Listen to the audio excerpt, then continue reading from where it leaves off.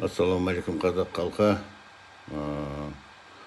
Мен 6 наурыз 2025 жылы Сарыағаш ауданы әкімшілігіне 15 наурыз 25 жылы сағат 12 мен 3-тің арасында митинг өткізетін туралы хабарлама тастаған болатынмын.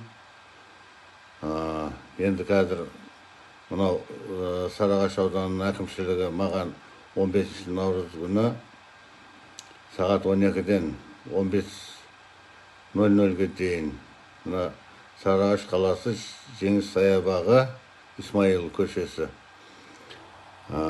де митинг өткізу туралы рұқсат беріп отыр. Тақырып саяси тұтқындарға бостандық. Осының алдында мен өзімнің осы парақшаларымда, Facebook парақшамда, YouTube каналымда айтқандай,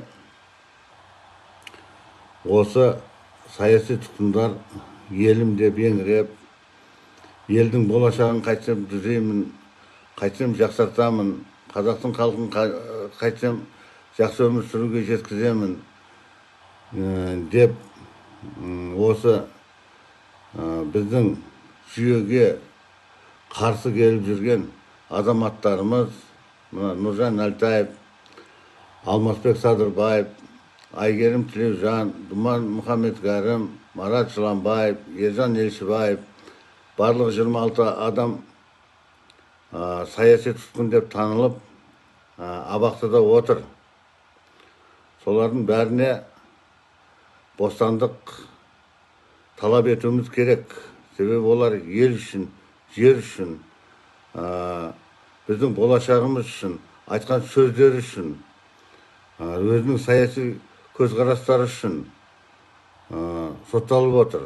Сот және прокуратура жүйелері олардың құқықтарын баса көктеп таптап сотқа жіберіп отыр.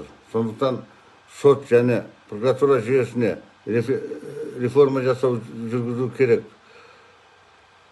Осы жайында митинг өткізетін боламыз. Сондықтан барлықтарыңызды осы бейбіт митингке келуді сұраймын. Осы бейбіт митингке шақырамын.